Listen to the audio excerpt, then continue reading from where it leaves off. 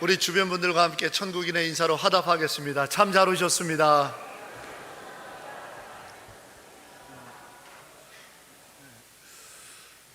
벌써 5월 둘째 주일, 부모님 주일을 맞이했습니다.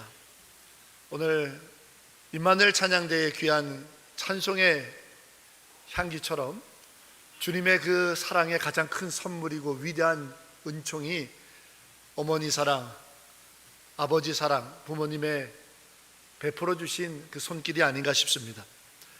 하나님의 크신 사랑을 궁극적으로 기억하게 하신 우리 곁에 계시는 부모님들, 또한 76주년을 맞이하는 우리 조함교회의 원로 세대들 한 분 한 분을 존경하며 또한 앞으로 더욱더 강건하시기를 주의 이름으로 축복합니다.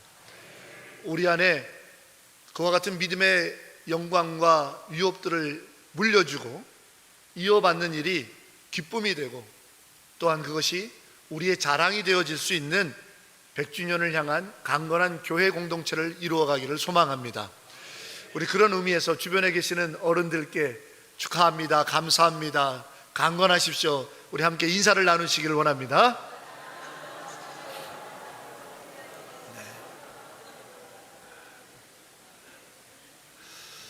지난 5주 동안 저는 행복에 관한 마카리오스, 행복에 관한 말씀을 함께 나누어 왔습니다.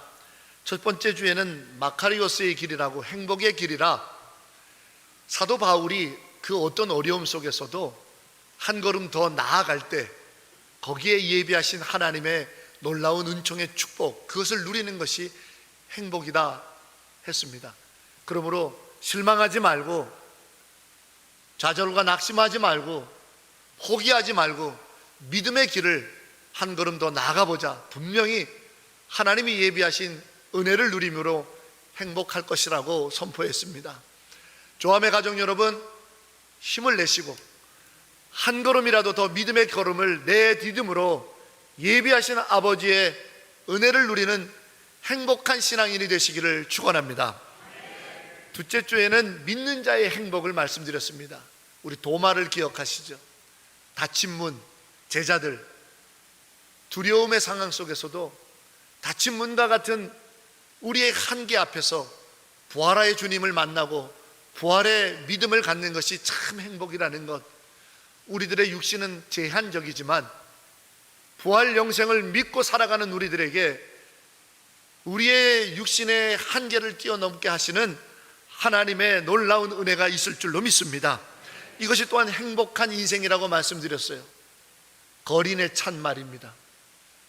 거린의 찬을 먹을 수밖에 없는 답답한 인생의 순간이 분명히 있습니다. 하지만 우리에게는 황후의 밥이 있음을 기억하시기를 축원합니다. 그것이 바로 예수의 말씀이요, 성경의 말씀이요, 우리에게 주신 사명의 삶인 줄로 믿습니다. 그러므로 거린의 찬이라고 하는 내 환경을 탓하지 마세요. 거기에 우리의 행복을 빼앗길 이유가 없습니다. 예수의 말씀에 능력을 힘입는 우리가 되기를 축원합니다. 지난주에는 겨자씨를 설교했습니다. 겨자씨 같이 우리는 안 될 형편에 있을 상황들이죠. 가진 것, 내 건강, 내 연로함, 이 모든 것들이 이래서 안 되고 저래서 안 되고 상대적으로 비교해 보면 겨자씨 같이 보잘것없다 할지라도 주님은 다 자라봐야 1m 남짓될 만한 풀밖에 되지 않을 겨자씨 같은 나를 나무가 되게 하겠다, 깃들이는 자가 되게 하겠다, 세상을 변화시킬 선한 영향력의 능력의 사람으로 키우시겠다라고 하는 나를 향한 하나님의 계획을 기대하는 여러분 되기를 축원합니다. 그게 행복이에요. 기대가 없는 인생은 행복할 수가 없습니다. 우리는 지금은 겨자씨라도 기대가 있어요. 믿음의 기대, 예수 능력의 기대, 성령의 기대함이 있는 우리가 되기를 주의 이름으로 축복합니다. 오늘 마지막 다섯 번째 행복의 말씀은 주는 행복입니다. 사람들은요, 뭔가를 받아야만 기쁘다고 생각합니다. 내가 뭔가를 더 쌓아야 하고 남들보다 많이 있어야 행복하다고 생각합니다. 근데 정말 그렇습니까? 아니요. 남들보다 많이 갖고 자꾸 많은 것을 움켜쥐었다고 행복하다고 말할 수 없습니다. 그게 정비례가 되는 것이 아닙니다. 오히려 더 염려와 근심이 많은 사람들을 숱하게 봐왔습니다. 그렇다고 세상에서 얻게 되는 많은 것들이 행복의 장애물이다 이렇게 말씀드리는 게 아님을 오해하지 않으시길 바랍니다. 다만 우리에게 있느냐 없느냐가 중요한 게 아니라 그럼에도 불구하고 줄 수 있느냐라는 거예요. 그게 성경적인 행복이고 그것을 예수께서 보여주셨습니다. 오늘 본문 13절은 세상이 너희를 미워해도 이상하게 생각하지 말라. 사실 오늘 본문을 가지고 저는 이미 아시는 하나님이라고 하는 은혜를 설교로 나눈 적이 있습니다. 마지막 20절에 이 모든 것들을 주께서는 아시기 때문이다 라고 했어요. 하나님은 모든 것을 아시는 나의 전능하신 여호와 아버지인 줄로 믿습니다.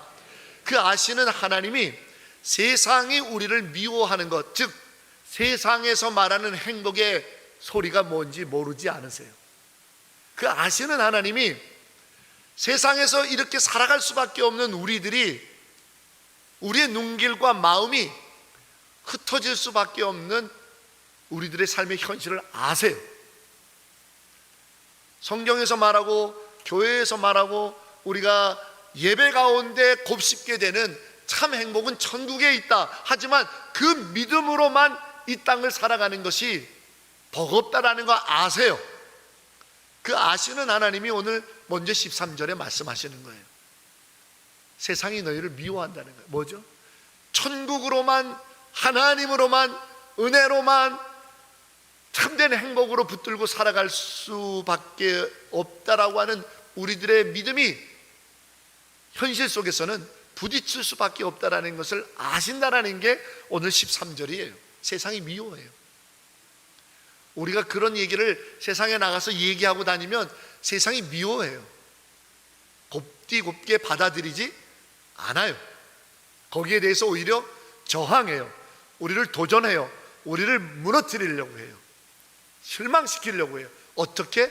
사도 베드로가 얘기한 것처럼 우는 사자처럼, 배고픈 사자처럼 우리를 믿음으로만 사는 행복을 우리로 그렇게 살지 못하도록 어그러뜨리게 만드는, 그게 세상이 너희를 미워하는 거예요. 그래도 이상하게 생각하지 말래요. 당연한 일인 거예요. 왜? 모르니까. 그러면 주님께서 오늘 성경을 통해서 우리에게 주시는 이 참된 행복, 주는 자의 행복이 뭔지를 저는 여러분들과 함께 오늘 말씀을 통해 나눠보면서 우리 조함교회 식구들이 함께 이런 행복 만끽하면 좋겠다. 네. 할렐루야. 네. 이 행복 정말 뺏기지 말자. 이 단단한 마음으로 함께 이 말씀을 통해 은혜를 나누고 마음의 결심을 하였으면 좋겠다 싶습니다. 자, 한 번만 더 옆에 분에게 이렇게 얘기합시다. 우리 말씀의 행복을 뺏기지 맙시다. 아멘. 그 첫 번째 주목할 말씀은 17절이에요. 자, 17절 보면요, 이 세상의 재물을 가지고도 형제의 궁핍함을 보되 도와줄 마음을 닫는 자는 그 속에 하나님의 사랑이 없다. 이게 17절이에요. 다시요, 3단계예요. 재물을 가지고 있으면서도 누군가 궁핍한 그 모습을 봐요. 그게 2단계예요. 그런데 도와줄 마음이 없어요. 이게 3단계예요. 다시 한번 설명드리면, 나는 여력이 돼요. 그게 크든 작든 조금 여력이 돼요. 근데 여력이 될 뿐만 아니라 나는 좀 괜찮은 사람이어서 누군가의 부족함과 어려움을 느낄 수 있어요. 좀 여력이 있어도 남들의 어려움을 느끼기조차도 할 수 못하는 그런 사람들이 너무 많거든요. 근데 나는 좀 괜찮은 사람이라 여력이 좀 있지만 누군가의 어려움도 느낄 수 있어요. 그런데 도와줄 마음은 없어요. 자, 이 3단계를 가지고 있는 사람에 대한 오늘 성경의 평가는 뭐냐? 하나님 사랑이 그 안에 없다예요. 단정적으로 말합니다. 이거를 구차한 별명과 여러분 듣기 좋은 어떤 말로 돌려 설명하면 안 돼요. 단정적으로 성경은 말합니다. 여력이 되고 누군가의 어려움도 알 수 있으면서 아무것도 안 하는 사람은 하나님 사랑이 그 안에 없다. 이게 진리예요. 하나님의 사랑이 그 안에 없으면요, 기쁨이 없어요. 하나님의 사랑이 없는 사람에게는요, 기쁨이 없으니까 마음이 화평하지 못해요. 하나님의 사랑이 없는 자에게는 기쁨과 화평이 없으니 그는 만족함이 없고 늘 삶에서 불평, 불안, 또 채워야 하고 염려, 부딪힘이 많아요. 한마디로 진짜 행복을 못 누린다는 겁니다. 잠시 잠깐 내가 가지고 있는 여력이 건강이든 돈이든 지식이든 그걸로 뽐내며 뭔가 편안하고 뭔가 여유 있고 뭔가 기뻐할 수 있는 순간을 만들 수는 있을런지 몰라요. 하지만 오래가지 않아요. 참된 행복이 아니에요. 하나님 사랑이 없으니까. 그러므로 오늘 이 17절이 우리에게 들려주는 진짜 행복은 뭐냐? 작은 것이라도 뭔가 여력이 되면 누군가에게 필요한 것들이 보여지고 느껴진다면 좀 나눠주라는 거예요. 도와주라는 거예요. 주라는 거예요. 거기에 하나님의 사랑이 임하는 것이고, 그 하나님의 사랑이 임하는 인생에게는 하나님이 주시는 이 주는 자의 행복, 그 누구도 알 수 없는 이 기쁨이 임할 거라는 거예요. 사랑하는 여러분, 이거는 좀 재정적으로 여유가 되는 우리 교회 누구한테 하는 말이구나. 이거는 좀 배운 게 많고 사회적으로도 어떤 지식인이고 또 세상에서 우리 지역사회에서 뭔가 역할을 하는 누구에게 들으라는 말이구나. 나하고는 관련이 없을지 모르겠다 라고 생각하십니까? 그런데 오늘 성경이 말하는 것은 재물을 이야기하는 게 아니에요. 이 돈이라는 얘기를 꺼낸 것은 확 와닿게 하기 위한 걸 말하는 거죠. 그러나 정말 오늘 이 17절이 하고 싶은 주는 자의 행복이라는 게 뭐냐면, 누군가에게 필요한 것을 보거든 내가 여력이 되면 줄 수 있어야 된다라고 하는 이 원리인데요, 그것은 영적인 걸 말해요. 지금 평안을 잃어버린 사람이 얼마나 많은지 모르고요, 염려와 두려움 속에 무너지는 인생이 얼마나 많은지 모릅니다. 위로가 필요한 사람이 너무 많고요, 격려와 축복이 필요한 사람이 너무 많습니다. 이 자리에 계신 우리 교우들 중에서도 분명히 있을 거예요. 세상 어느 곳에 가서도 정말 참된 평안과 위로를 얻을 구석이 과연 어디입니까? 찾기 어렵습니다. 찾기 어려워요. 그 영적인 불안함, 영적인 피로 너무나도 많이 느끼는데, 누구 하나 따뜻하게 어떤 조건적인 게 아니고 가식적인 게 아니고 누구 한 사람 정말 진정으로 내 마음을 위로해 줄 사람은 정말 찾기 어려워요. 자존심 안 상하게, 동정심 같은 것으로 느껴지지 않게, 정말 그 마음을, 그 인생을 다독거려주고 북돋줄 만한 곳이 참 어렵다라는 거예요. 그걸 나눠줄 사람이 필요해요. 우리 하나님은 창조의 순간 우리 각 사람에게 생명의 호흡을 주셨어요. 그 생명의 호흡은 원래 하나님 거예요. 근데 그 하나님은 아무런 조건도 없이 우리에게 생명의 호흡을 나눠주셨기에 우리는 인생이라고 하는 시간을 살아요. 그러므로 우리는 인생이라고 하는 시간의 여력들을 갖고 있어요. 이렇게 여러분에게 여쭤보고 싶어요. 누군가 돈 100만 원을 주면 인생에 있어서 한 달을 건네준다 그러면 안 사시겠어요? 인생의 시간이라고 하는 내 생명의 호흡을 과연 돈하고 바꿀 수 있어요? 억만금을 줘도 바꿀 수 없는 게 내 생명의 시간이에요. 오늘은 성경에 고작 재물이 있음에 이렇게 얘기했지만 우리는 그 어떤 재물로도 살 수 없는 인생의 고결한 시간을 살아요. 그걸 거저받았어요. 여력이 있잖아요. 그런데 왜 그 여력이 있는 내 시간을 나의 필요를 위해서만 쓰십니까? 내 만족을 위해서만 쓰십니까? 좀 나눠주면 안 되겠어요? 내 쉴 틈을 조금 내어주고, 내가 내 기쁨과 내 만족을 위해서 쓰던 시간을 조금만 모아서 주의 성전에서 울고 있는 자들, 질병 가운데 고통받고 있는 자들, 믿음의 시련을 당하는 자들, 격려와 위로가 필요한 자들을 위해서 기도로 그 필요를 좀 채워주시면 안 될까요? 우리는 이 재물보다도 더 귀한 인생의 시간이라고 하는 여력을 하나님께 공짜로 받았는데 다 나만 위해 써요. 나 불편하니까 안 가고, 나 어려우니까 안 가고, 나 바쁘니까 안 가고, 나 뭐 해야 하니까 안 가고, 다 나를 위해서만 써요. 나를 위해서만. 다 나의 필요와 나의 만족을 위해서만 써요. 과연 내 인생의 시간 속에 하나님의 사랑이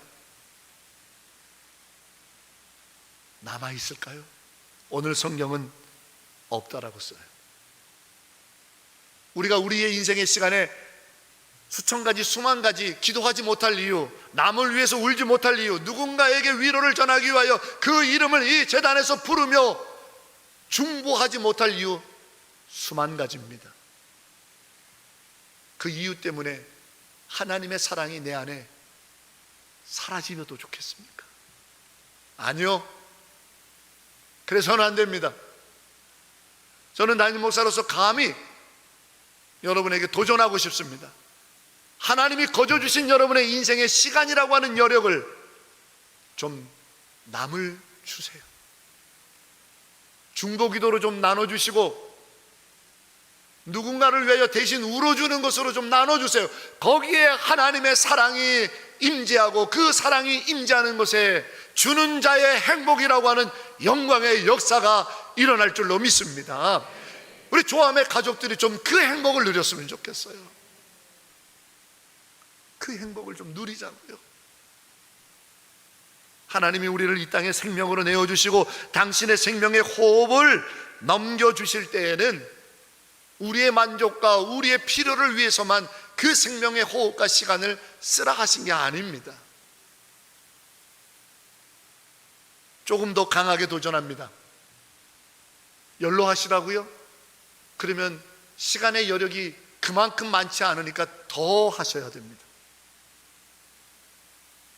내게 남은 시간의 여력이 젊은 사람보다 만만치 않지 않습니까? 그러면 더 뜨겁게, 더 귀하게, 더 다급히 누군가를 위하여 우는 자, 내어주는 자, 주는 자, 위로와 기도가, 눈물과 격려와 그 축복의 영적 필요가 너무나도 필요한 사람들을 위하여 주의 성전에서 내 시간을 내어주고, 내 기도를 내어주고, 내 마음을 내어주고, 그리스도의 사랑과 함께 주는 자의 행복을 누릴 수 있는 그리스도인 우리 조함의 모든 가족들의 믿음의 행보가 되기를 주의 이름으로 간절히 축원합니다. 그런데 오늘 성경은 그 앞절 16절에 좀 받아들이기 어려운 말을 또 이어집니다. 그가 우리를 위하여 목숨을 버리셨으니 우리가 이로써 사랑을 알고 우리도 형제들을 위하여 목숨을 버리는 것이 마땅하다. 참, 목사인 저로서도 이 16절 말씀대로 사는 것이 가능할까? 우리가 문자 그대로 보게 되면 불가능하다 이렇게 말하려는지 모르겠습니다. 예, 그렇습니다. 그런데 오늘 성경의 16절의 말씀은 본의가 생명을 나눌 수 있는 사람이어야겠다라고 하는 거겠죠. 생명을 나누래, 목숨을 나누는 거죠. 생명을 나누는, 생명을 나누는 일이 과연 무엇일까? 생명을 나누는 일이 무엇이기에 누군가 이 목숨을 내어줘야 된다라고 이렇게 강하게 말할까? 생명을 나눠주는 일, 우리는 성경에서 배웁니다. 우리 예배 전에 날 사랑하심 성경에 쓰였고 성경에서 배웠다라고 찬송했어요. 성경에서 생명을 나누고 목숨을 거는 일이 뭔지를 알았습니다. 그것은 바로 예수 그리스도의 구원의 십자가임을 믿습니다. 그걸 나누라는 거예요. 생명을 나누는 자의 기쁨, 생명을 나눠주는 자의 기쁨, 이 즐거움, 이 행복. 그래서 예수님은 일찍이 이렇게 말씀하셨어요. 물 한 사발 대접해봐라, 냉수 한 사발 대접해봐라. 그거 못할 사람이 있습니까? 냉수 한 사발 대접해봐라, 그거 못할 사람이 있습니까? 그런데 주님은 거기서 끝나지 않으셨어요. 냉수 한 사발 대접하는 게 나에게 대접하는 거라고, 날 위한 거라고, 내가 원하는 거라고, 내가 바라는 거라고 말씀하시는 거죠. 우리가 지금은 냉수 한 사발을 대접할 수밖에 없는 상황일지라도 그 냉수 한 사발로 예수를 위한다면, 예수의 생명을 전한다면, 구원의 은혜를 전한다면, 예수 믿으라고 하는 복음을 전한다면, 그것이야말로 가장 위대한 목숨을 나누는 일이 아니겠느냐. 그래서 예수께서는 한 생명이 주께로 돌아오면 그건 천하보다 귀한 것, 천하를 얻는 것보다 귀한 것이라고 말했어요. 성도 여러분, 우리는 가끔씩 자꾸만 비교를 합니다. 아유, 저 사람과 나를 비교해보면 나는 참 형편없는 인생을 살았는지 몰라, 나는 참 안타까운 삶의 현실이야 하며 누군가를 비교해서 내 생명의 호흡, 내게 있는 것들이 보잘것없다고 생각하는 경우들이 너무 많습니다. 그러나 성경은 그렇게 얘기하지 않습니다. 주님은 그렇게 말씀하지 않습니다. 냉수 한 사발 대접할 수 있는, 누구나 할 수 있는 그 일이 천하를 얻는 일보다도 더 귀한 일이 되게 하는 것, 더 귀한 인생이 되게 하는 것, 더 귀한 삶의 가치가 있게 하는 것이 믿음의 원리고 하나님의 일하심이라는 거예요. 우리는 무엇을 하는 겁니까? 저 경상북도 포항에 가면 한동대학이 있습니다. 그 대학이 오늘날까지 이르기에 가장 헌신한 사람을 뽑으라면 주저하지 않고 초대 총장이었던 소천하신 고 김영길 총장님을 말합니다. 근데 이분은 금속공학자고 재료공학자로서 아주 공부도 많이 하시고 미국의 석학이고 세계 유명한 대학에서도 서로 교수로 모시려 했고 결국 조국을 위하여 일을 하겠다고 대전에 카이스트로 와서 교수하시다가 한동대 초대 총장으로 역임하시고 은퇴하신 후에 하나님 부르심으로 천국에 가셨는데, 그분이 쓴 여러 권의 책 중에 이런 책 제목이 있습니다.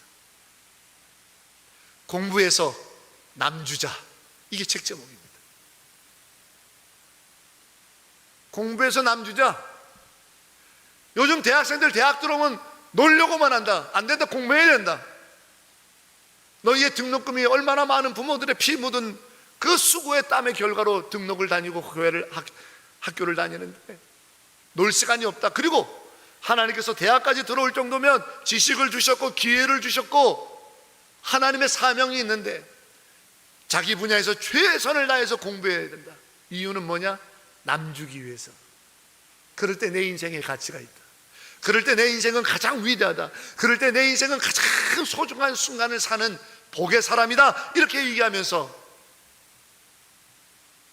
우리가 공부해서 남 줄 때 공부한 결과로 주는 게 아니고 그 공부를 하게 하고 여기까지 인도하신 하나님의 생명을 담아서 주는 것임을 학생들이 알면 좋겠다라는 거예요. 그래서 그 학교는 Why not change the world? 왜 세상을 못 변혁시키겠냐? 세상을 바꿀 수 있다 하며 코피가 터져도 나의 새벽 기도는 계속된다 라고 하는 현수막을 걸고 대학생들에게 새벽 기도하라고 믿음을 선포하는 학교로 유명한.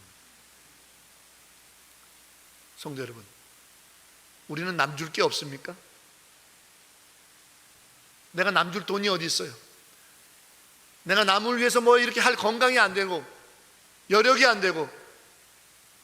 아니요, 주님은 말씀하십니다. 냉수 한 사발 떠줄 수 있지 않느냐. 그 냉수 한 사발이 세상에서는 아무런 가치도 없고 아무것도 아닌 것처럼 보이지만 남 줄 때 생명을 줘라. 예수 생명을 전해라. 예수 구원을 전해라. 예수 복음을 전해라. 예수 사랑을 전해라.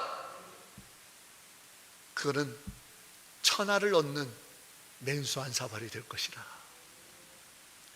이게 복음이고 그 주는 인생의 행복이란 무엇과도 바꿀 수 없을 거예요. 저와 함께 성도 여러분, 누군가에게 냉수 한 사발이냐 진수성찬의 밥상이냐, 그건 우리의 여력이 되는 대로 하면 돼요. 하지만 냉수 한 사발일지라도 예수 사랑, 예수 생명, 예수 십자가 은혜를 줘봤냐 이 말이에요.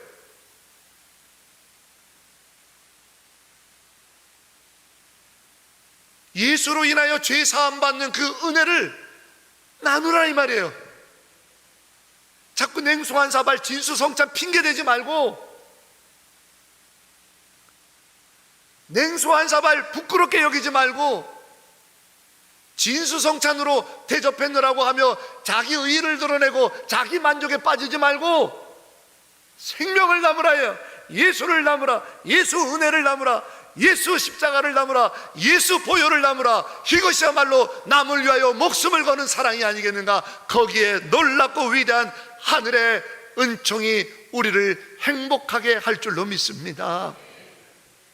우리 예수 나눕시다. 물 한 사발이면 어때요? 우리 예수 나눕시다. 따뜻한 손길 하나면 어때요? 주님이 내게 내어주신 그 사랑으로, 주님이 아무 공로 없이 아무런 대가 없이 나를 위해 죽으신 그 사랑으로 우리도 좀 남주자. 내 안에 예수 생명 남주자. 내 안에 있는 예수 은혜 남주자. 그 주는 자에게 임하는 하나님의 사랑, 거기에 더해지는 하나님의 놀라운 하늘 축복의 행복이 우리의 삶을 가장 빛나고 가치 있게 할 줄로 믿습니다. 어떤 순간에도, 어떠한 냉수 한 사발이라도 이 즐거움의 기쁨을, 이 뿌듯함과 만족함과 풍성함의 노래를 행복이라는 이름으로, 주는 자의 행복이라는 이름으로 주님이 초청하셨으니 우리 조함의 모든 가족들이 사는 날 동안 이 세상이 이상하게 생각해도 미워해도 두려워하지 말고 만끽하며 즐길 수 있는 주는 자의 행복, 우리 성도들의 삶이 되기를 주의 이름으로 간절히 축원합니다. 사랑의 주님, 주님이 내어주신 그 행복을 우리도 내어주는 행복으로 이어가기 원합니다. 우리 안에 역사하여 주시옵소서. 특별히 생명을 내어주고 모든 걸 내어주는 어머니, 아버지의 그 사랑을 기억하는 부모주일에 참 아버지 되시고 참 부모 되시는 하나님의 내어주심의 사랑을 우리도 내어주는 행복으로 이어가기를 원하나니 우리 안에 역사하여 주시옵소서. 예수님의 이름으로 간절히 기도하옵나이다. 아멘.